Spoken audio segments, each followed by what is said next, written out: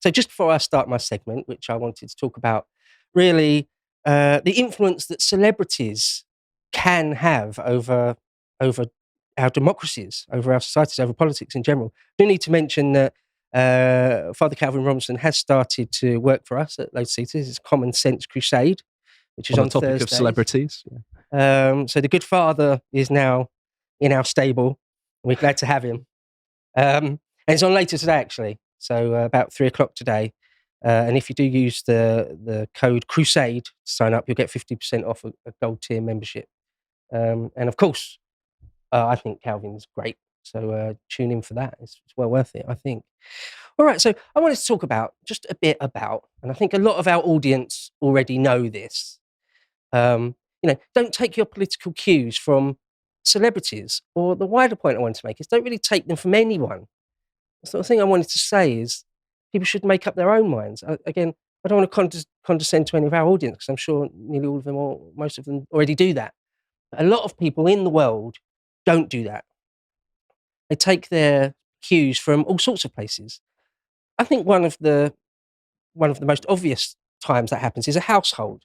If you belong to, say, a Labour voting household or a Tory voting household, your parents bring you up to be a Lib Dem. A lot of people never really question that and then go through their whole life just, with the same voting patterns that their family has. I find that quite strange. I didn't even talk politics with my parents until I had a fully formed opinion. So it's not always that's the way to do it, though, isn't it? I think you let your kids make their own decision, maybe point them in a direction, but don't do it too forcefully. I think one of the most pernicious things in our new modern world in 2023 and in the few years before is the influence of celebrities. Perhaps you did grow up in a fairly unpolitical household. You haven't had your mind made up for you since childhood. You don't spend any time thinking about politics. You're not party political or anything like that. So you might get your cues from celebrities. It seems to be the case, right? So in the Biden election and in some of the elections, the Obama years and things, it does seem that some particularly influential celebrities seem to actually move the bar. Right? I remember the woman, Tina Fey from 30 Rock. She played Sarah Palin on SNL, and she did it so convincingly for people that people had attributed to Sarah Palin her joke, "I can see Russia from my house," and they just thought that Sarah Palin was a total dimwit. Now, don't get me wrong, she ran with John McCain, so not the brightest person in the Republican Party, but she had wrinkles in her brain. She wasn't that stupid. But just by pure mimetic power, that can eclipse anyone's messaging. Some celebrity making fun of you. And that does have a massive influence on politics. Yeah. I mean, say you're young, say you're only 18 or 19 or something, and you really don't know anything one way or another, but you feel obliged to vote, and you're a massive fan of Lady Gaga or Robert De Niro or something, and they're just telling you you should vote a certain way. That can actually swing things, right? It could be hundreds of thousands, maybe millions of people, and not just in America, all over the place, right? Sorry to interrupt the video, but I just want to let you know that we have a brand new selection of merch on our merch store. These won't be in the store forever, so if you do want them, go and get them now. Thanks very much. Right. So there's one link here. John, if you could play that first link. If anyone remembers, Lady Gaga was just completely partisan in favour of Sleepy Joe. Vote like your life depends on it. Oh, okay. Or vote like your children's lives depend on it. Because they do. She's doing a drive-through. And to all the women and all the men with daughters and sisters and mothers, everybody, no matter how you identify, now is your chance to vote against Donald Trump, a man who believes his fame gives him the right to grab one of your daughters or sisters or mothers or wives by any part of their bodies. Vote for Joe. He's a good person. Thank you. Are we just ignoring all of the videos of Joe Biden sniffing children's hair? Yeah? Yeah, we are. Wait, keep playing it. Oh. Is there more? Now he's got Lady Gaga. Lady Gaga is not too good. I could tell you plenty of stories. I could tell you stories about Lady Gaga. I know a lot of stories about Lady Gaga. Now, I do need to make the point that, both sides do this. Yep. There's people that are based, the celebrities that are based. Like Jake Shields, the UFC fighter, springs to mind. Oh, Sean Strickland, Kobe Covington. Yeah. There's a few. Jorge Masvidal, yeah. Tyson Fury is not woke, right? Mm. So it's both sides do it, and I wouldn't ever sort of say that then they shouldn't be allowed to do it. But people just need to be, I think, a little bit savvy about who they're taking advice from, and the same goes for us as well, because we're part of that. We're as much propagandists in inverted commas as Lady Gaga, right? So my point, the point I'm trying to make, we're partisan. We're partisan. Of course. Whenever you voice an opinion, a political opinion, you can be accused of being partisan or propagandist or whatever. Okay, so right, but so that is my overarching point: is that people need to really think for themselves, make up their own minds.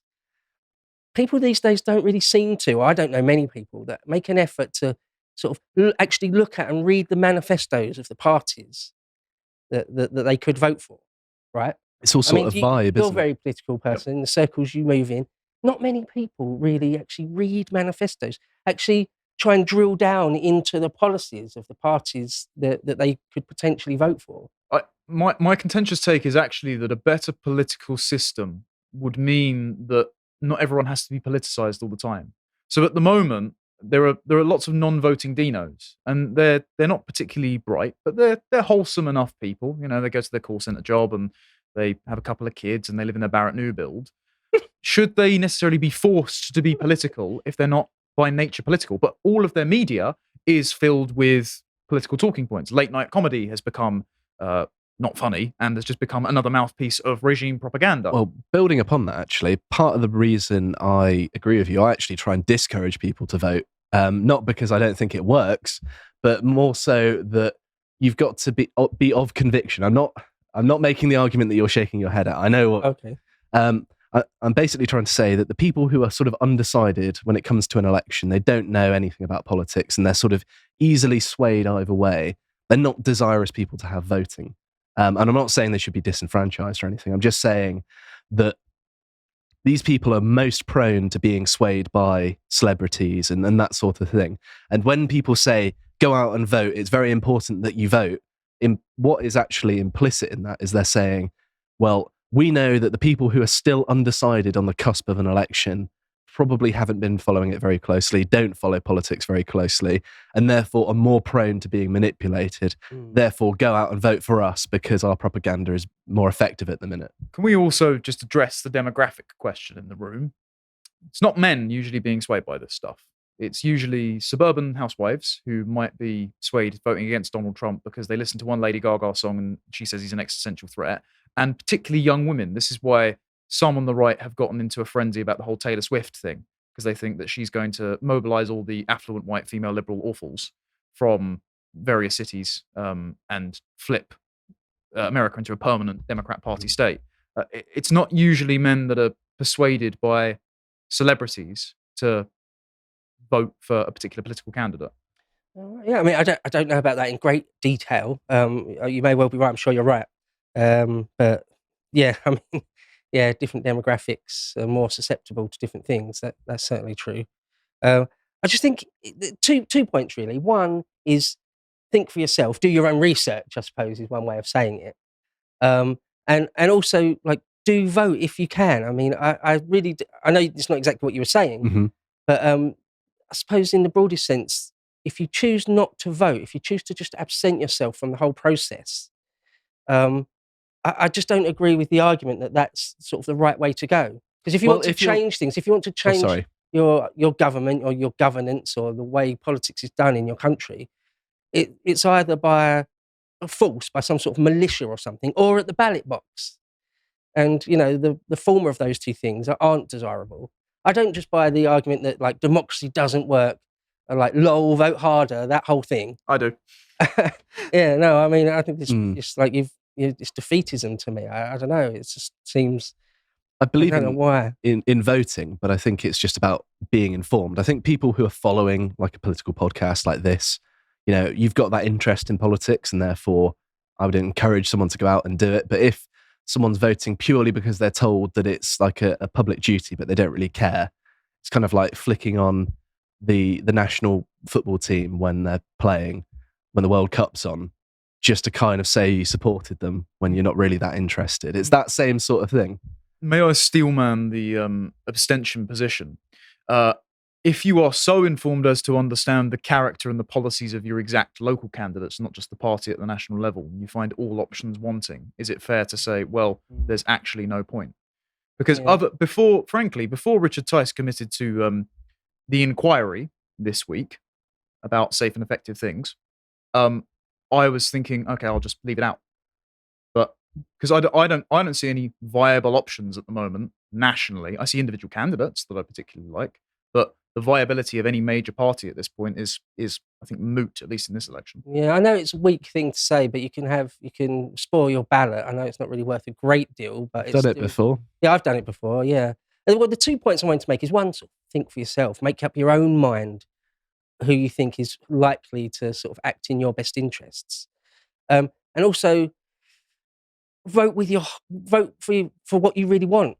Vote with your heart. Rather than, because there's the other argument of voting strategically. I've done that as well in the past, and I'm disappointed in myself when I've done it. I just really, really hate this party or this candidate, so I'm going to vote for the person who's most likely to beat them, even though I don't like them either. That was the 2019 election, basically. Right, yeah. In fact, that's when I did it. I voted against Corbyn, and I'm disappointed in myself for doing it, because I just voted for the person who was most likely to beat him there. Mm-hmm. And they did. It also depends on the nature of the seat as well. If it's a really safe seat, you've kind of got the luxury of voting for whoever you want, because it's pretty much guaranteed. Where I grew up was an incredibly safe Tory seat. So, it didn't really matter how I voted. It was a done deal already. But if it's quite close, then I think tactical voting makes a bit more sense, although I do agree with your general sentiment that if you vote tactically, eventually your actual ideal will become further and further away because you're voting for a party that isn't ideal for you. It's a classic thing that the Conservatives are doing at the moment, and all the big parties have done for years and years on end. It's like, you've got to vote for us, regardless of how despicable we are, because the alternative is worse. They're saying vote reform, get Labour at the moment. Yeah. So I'm saying vote with your heart. You might not win, but that's sort of... You can't vote strategically forever, because you'll never get what you want. Never. And history has shown that small parties can break through eventually. It might take a while, or does take a while. There was a time before the Labour Party, right? It used to be the Whigs and the Tories, didn't it? Right, yeah. Yeah, the modern parties in America haven't been around since the beginning of the Republic. There's slightly different versions of them. So it is possible. You sort of got to believe. I know I'm coming at it from a very sort of pro-reform, because this is the exact message reform need. I get that. And I know I'm open to the criticism here if I'm just sort of shilling for reform, which I suppose I am, but I genuinely believe it. You've got to, even though I didn't do it one time, you've got to sort of vote for what you truly think is the best thing, even if that candidate is not necessarily likely to win at the next election. Because otherwise you'll always get the slightly lesser of two evils. Well, anyway, I want to come back and just maybe highlight one particular example of a celebrity that is sort of quite political, that has got such a big reach, such a big influence that it can actually, move the needle, as I say. I'm talking of Sir Lewis Hamilton. I don't know if John put the picture up yet. There he is, yeah. So a week or two ago now, it was revealed that Lewis Hamilton will move from Mercedes to Ferrari. I know both you guys aren't particularly all that interested in F1. And I won't really talk about the racing. I was the one that told you that happened. What? I told you that Lewis Hamilton moved to Ferrari. And you're like, what?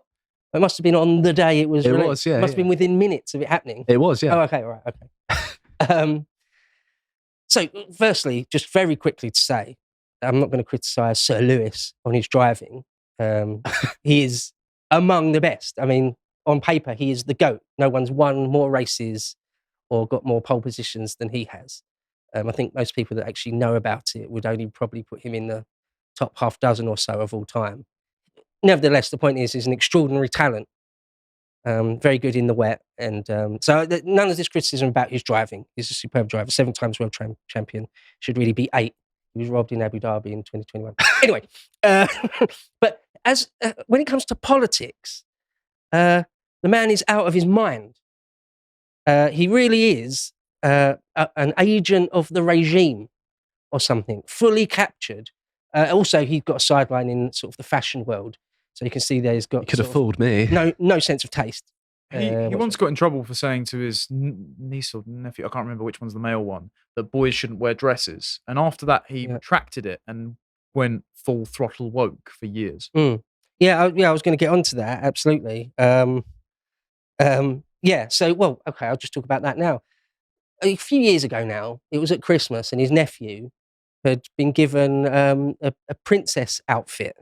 In fact, John, you might be able to find that link somewhere in there. Picture, there you go. That's his nephew, and at Christmas, Lewis Hamilton was streaming it on his phone. He said, "Little boys shouldn't dress up as a princess." Yeah, if you do that to your son, you're committing child abuse, I think. And I sincerely believe that. And the backlash from that, from sort of the wokerati, you can imagine. And Sir Lewis completely folded, like utterly folded, sort of profusely apologising over and over and over again. And ever since then, his slide towards sort of wokeism, or worse than mere wokeism, it's fallen off a cliff, really. So during the BLM era stuff, he went sort of full BLM. If you can go back to some of the pictures, John. So there you go. So it's full Black Lives Matter, and he wanted everyone to take the knee before every race. Like, the only one pushing for it really was him. So, it's funny because Black Lives Matter are sort of, communist race baiters. They've been revealed as that now, right? Oh yeah, they're anti-white race hustlers. Yeah, right. Yeah. They've nicked loads of money. I mean, thank goodness they did steal all the money. Think all the damage that could be done if they weren't thieves. And self-proclaimed communists, right? Yes. Yeah. Trained Marxists was the word. Trained Marxists, colours, yeah. It's funny because I don't remember Sir Lewis really talking about Das Kapital and things before this. I don't remember him ever really talking about the workers' paradise, how they should own the means of production. That's what he said about Ferrari. He said it's a workers' paradise, and it's nice to see. No, I'm joking, of course. Yeah, it's virtue signalling to a large degree, and I mean, he's always had a bit of a chip on his shoulder, really, about his ethnicity, always going on about how much he suffered as a child through racism. Now, he's a little bit younger than me, so I remember Britain in the late 80s and 90s. It was pretty unracist, to be honest. Is that shirt real? Yeah, that's not a Photoshop. So there you go. That gives you an idea. So immigration is a good thing and science is real. Okay, brilliant. Let's talk about the science of per capita, Lewis. Per capita would be great. Let's talk about love is love. Yeah, love is love. Yeah, that's a pro slogan. Yeah, well, yeah. Well, that's what it's used as now. I think it used to be like a pro-gay thing, didn't it? Yes. And it became something else. Well, yeah, because if you're dismantling all boundaries between types of love, you get some very unsavory places. Yeah, you're getting very close to sort of trying to justify paedophilia. Yeah, the lines on the back is age is just a number. Yes. Sorry. So, Lewis Hamilton's a virtue signalling BLM supporter. Okay, all right, you can sort of, okay. But then, when I saw this one, and this is a good couple of years ago now, this is when I was really quite aghast to see that. If anyone knows the details of the Breonna Taylor killing, will see that there now, he reveals himself to me at that point of being fully captured, being an agent of the regime, being really, you're very close to being ACAB there, right? You're very close to really being an agent of chaos, of trying to undermine Western civilization, trying to undermine the concept of police and things. So at that point, for me anyway, it was sort of the final straw. It's like, well, I'm not just dealing with a virtue signalling race car driver. I'm dealing with somebody who is sort of highly politicized and very, very divisive. You can see some of the drivers didn't want to take the knee. Some of them quite quickly refused to. That's Charles Leclerc, Frenchman in the background. I'm not sure who that is. Maybe Daniel Kvyat, a Russian. Max Verstappen, a Dutchman, didn't take the knee quite quickly. Some of them did kick back about it. Some of them love it. Sebastian Vettel was completely mad for it. But the Lewis Hamilton stuff goes beyond just sort of Black Lives Matter. It's the full spectrum. It's sort of the pride stuff and environmentalism. I mean, how crazy is that? He had a private, there you go, sort of says it all, doesn't it? Mm. Can't you just drive your car fast, please, Sir Lewis? What has this got to do with...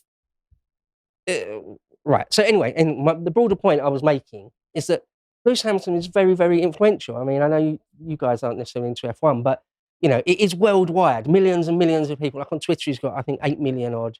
Everyone knows who he is, certainly in Britain anyway. Right, yeah. Well, no, he's sort of, depending on how you measure it, the GOAT in F1, one of the greatest drivers of all time. What he says and what he does has a lot of influence. Look, there's Max. Oh, and Kimi Raikkonen didn't take the knee either. Anyway. Well done, Raikkonen. Anyway, yeah. Oh, they even changed the livery of the Mercedes car. It's been the silver arrows. It's been painted in silver since the 1930s. Because of George Floyd and Lewis, they made the car black. I mean, it's just... the Mercedes silver is like iconic, isn't it? You can use that as a term to refer to a certain shade of silver, can't you? Like, I'll have it in Mercedes silver, please. Right, yeah. And just because Lewis wants it, they changed it to black. Can you do the next picture? So there you go, like the full pride thing. I mean, it's got nothing to do with driving. Like, let's kick racism out of driving. Let's make sure that everyone that watches racing is sort of pro-pride stuff. It's just crowbarred in there. But, you know, so this stuff will work on lots of people, though. People that are not politicised, people that don't do their own reading, their own research. They're just like, well, I just love racing and all the race car drivers I idolise are this way. So I guess, I better vote Joe or something. It's very certainly similar. Can't vote Trump. Certainly can't vote for the Tories or something. I don't know. It's very similar to the campaign of kick racism out of football, isn't it? It's like, well, you know, the age of the football hooligans that wasn't to do with race in the first place is kind of over. There's not the problem's already kind of solved. It's just needless. I think it's very deliberate as well, like rubbing your nose in it, because, you know, racing is a very male-centric thing, quite a very European thing as well. And so it's like, you know, white European men love this thing, so let's subvert it super hard, you know, whatever it is, you know, like Tolkien or something. White European guys love that, so we've got to screw with that. As I suppose the environmentalists. So Lewis Hamilton used to own a private jet. He was very proud of. But then when the environmentalists said, you know, that's bad, that's a no-no, he sold it, got rid of it, and then started talking about environmentalism, which is, for a race car driver, especially a Formula One driver, is absolutely mad. The amount of freight they have to fly around the world to make these races happen, the amount of carbon. I mean, the whole carbon thing is nonsense anyway, it's plant food. But nevertheless, if you buy into the whole thing, the amount of carbon that F1 as an entity puts into it's just crazy. Yeah, what does his car run on then? Fossil fuels, I would presume? They are hybrid engines, half electric, half internal combustion. But it's not the point. It's not the point. Yeah, it's crazy that a race car driver would try and be an environmentalist. It's nonsense, right? So that's my point. He's been captured, or perhaps been made to believe that this is what he really thinks about stuff. I don't know. The point is, it's just one example. So Lewis is just one example, like Lady Gaga or Jake Shields or anyone. They've got a huge amount of influence, and people should just be they should do their own thinking. Don't take your cues from someone who doesn't really know anything. He doesn't know anything about political theory, right? Like I said at the beginning, I don't remember him ever talking about communism or socialism. But now it's like a full race baiter, that Breonna Taylor thing. Sorry, you're in the territory of race baiting now. You're in the territory of actually damaging nations now. It's not just a bit of virtue signaling. It's not just putting the black power hand in the air or forcing all your colleagues to take a knee every race. Could go to the next link. Don't know what else we've got yet. Oh, okay. So play this video. It's a hostage video essentially. It's only 1 minute long. I won't stay silent. I am committed to fighting for equality for all. I am fully committed in the fight against racism. I won't stay silent against racial discrimination and inequality. I believe everyone should be treated equally.